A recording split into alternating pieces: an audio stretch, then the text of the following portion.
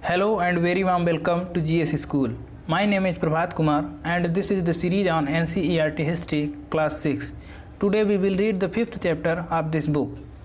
Before I start the class, let me remind you that the previous chapters of this book has already been uploaded on the channel.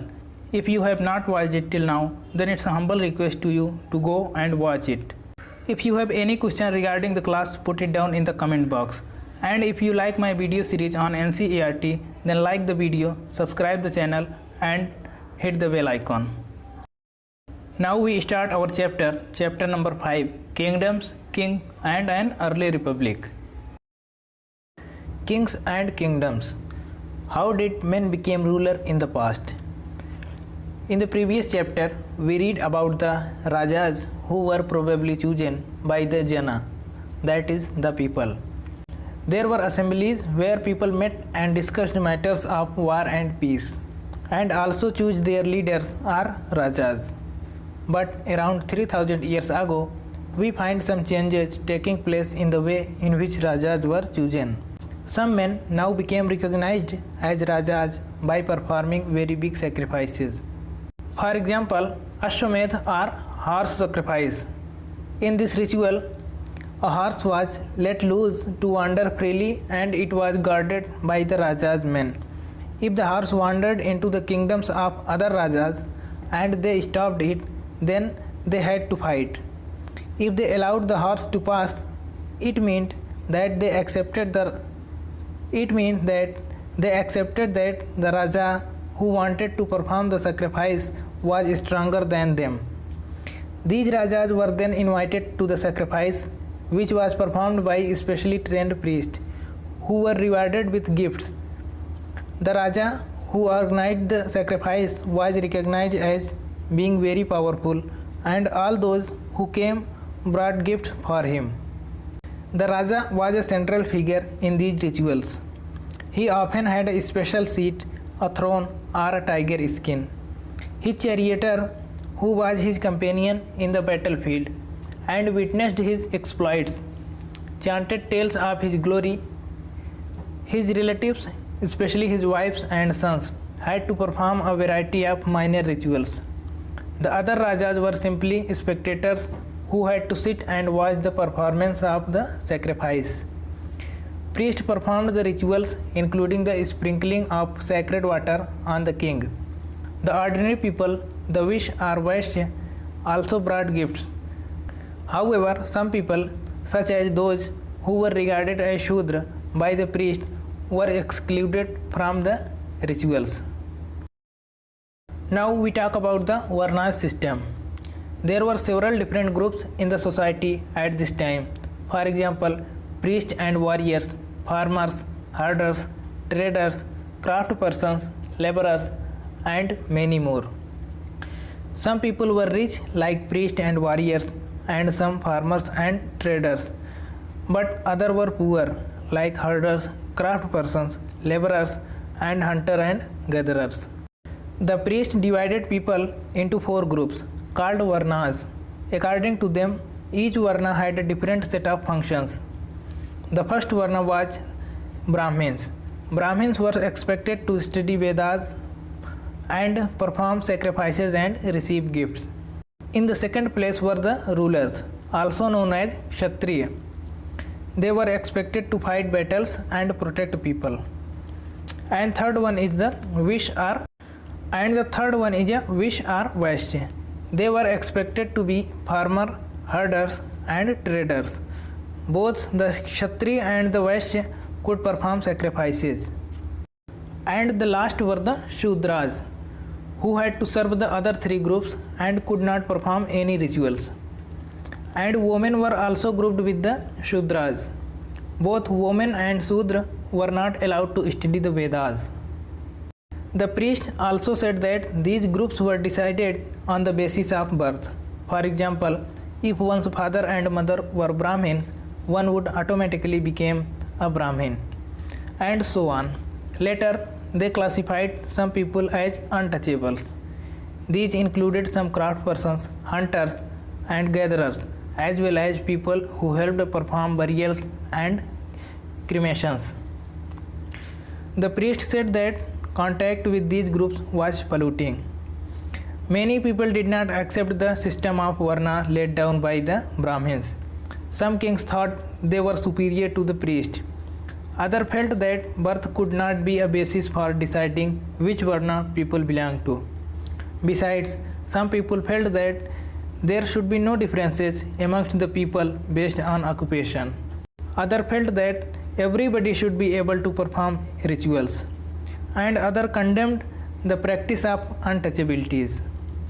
Also, there were many areas in the subcontinent, such as the northeast, where social and economic differences were not very sharp, and where the influence of the priest was limited. Now we talk about Janapadas. The word Janapada literally means the land where the Jana set its foot and settled down. The Raja who performed big sacrifices like Ashwamedh were now recognized as Raja of Janapada rather than Jana. Here is some Janapada like Purana Kila in Delhi, Hastinapur in UP and Ataranji Kheda in UP. The archaeologists found that the people of these Janapada lived in huts and kept cattle as well as other animals. They also grew a variety of crops like rice, wheat, barley, pulses, sugarcane, sesame and mustard. They made earthen pots. Some of these were grey in color, others were red. One special type of pottery found at these sites is known as painted grey ware. As is obvious from the name, these grey pots had painted designs, usually simple lines and geometric patterns. You can see in the figure painted grey ware. Plates and bowls are the most common vessels made out of painted grey ware. These are extremely fine to touch with a nice smooth surface. Perhaps these were used on special occasions, for important people and to serve special food. So moving ahead, Mahajanpadas. About 2500 years ago, some Janpadas became more important than others and were known as Mahajanpadas. Some of these are shown on map. For example, Magadha, Vaji, Anga, Kosala, etc. Most Mahajanpadas had a capital city. Many of these were fortified. This means huge walls of wood, brick or stone were built around them. Forts were probably built because people were afraid of attacks from other kings and needed protection. It is also likely that some rulers wanted to show how rich and powerful they were by building really large, tall and impressive walls around their cities. Also in this way, the land and the people living inside the fortified area could be controlled more easily by the king. Building such huge walls required a great deal of planning. Thousands of bricks or stone had to be prepared, and enormous labor provided by thousands of men, women and children, and resources had to be found. In the previous chapter, we read that there were no regular armies, but the new Raja now began maintaining armies. Soldiers were paid regular salaries and maintained by the king throughout the year. Some payments were probably made using punch-mark coins. Now, tax system in Mahajanpadas. As the ruler of the Mahajanpadas were building huge forts and maintaining big armies, they needed more resources and they needed officials to collect these. So, instead of depending on occasional gifts brought by people, as in the case of Raja of Janpadas, they started collecting regular taxes. Taxes on crops were the most important. This was because most people were farmers. Usually the tax was fixed at 1/6 of what was produced. This was known as bhaga or a share. There were taxes on craft persons as well. These could have been in the form of labor. For example, a weaver or a smith may have had to work for a day every month for the king. Herders were also expected to pay taxes in form of animal and animal produce. There were also taxes on goods that were brought and sold through trade. And hunters and gatherers also had to provide forest produce to the Raja. Now, let me talk about the changes in agriculture. There were two major changes in agriculture around this time. The first was the use of iron plowshares. This means the heavy soil could be turned over better than with a wooden plowshares, so that more grain could be produced. And the second was people began transplanting paddy. This means instead of scattering seed on the ground from which plants would sprout, saplings were grown and then planted in the fields. This increased production as many more plants survived. However, it was back-breaking work.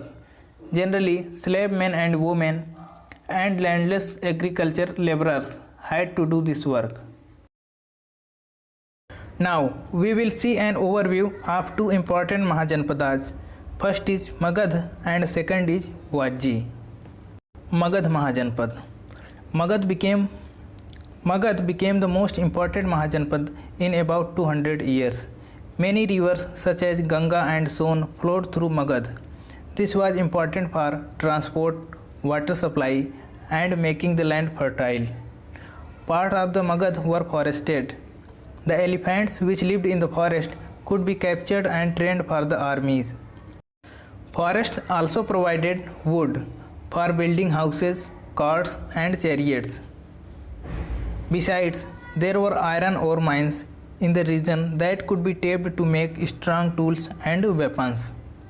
Magadh had two very powerful rulers, Bimbisar and Ajatasattu, who used all possible means to conquer other Janpadas. Mahapadmananda was another important ruler. He extended his control up to northwest part of the subcontinent. Rajgriha, present-day Rajgir in Bihar, was the capital of Magadh for several years. Later, the capital was shifted to Pataliputra, that is present-day Pakistan. More than 2300 years ago, a ruler named Alexander, who lived in Macedonia in Europe, wanted to become a world conqueror. Of course, he didn't conquer the world, but did conquer part of Egypt and West Asia, and came to Indian subcontinent, reaching up to the banks of Beas. When he wanted to march further eastward, his soldiers refused. They were scared as they had heard that the rulers of India had a vast army of foot soldiers, chariots, and elephants. Second Mahajanpad is Vajji. The capital of Vajji was at Vaishali, Bihar. Vajji was under a different form of government known as Gan or Sangh. In a Gan or Sangh, there were not one but many rulers, sometimes when thousands of men ruled together. Each one was known as Raja. These Raja performed rituals together. They also met assemblies and decided what had to be done and how, through the discussions and debates. For example, if they were attacked by an enemy, they met to discuss what should be done to meet the threat. However, women, dasas, and kamkaraj could not participate in these assemblies. Both the Buddha and Mahavira belonged to Gan or Sangh. Some of the most vivid description of life in the Sangh can be found in Buddhist books. Rajas of powerful kingdoms tried to conquer the Sanghas. About 1500 years ago, last of the Sanghas or Gan were conquered by the Gupta rulers. Well, that's it from me. If you have any doubt regarding this class, put it down in the comment box. And if you like my video series on NCERT, please like the video, subscribe the channel, hit the bell icon and share with your friends. See you again next time. Thank you.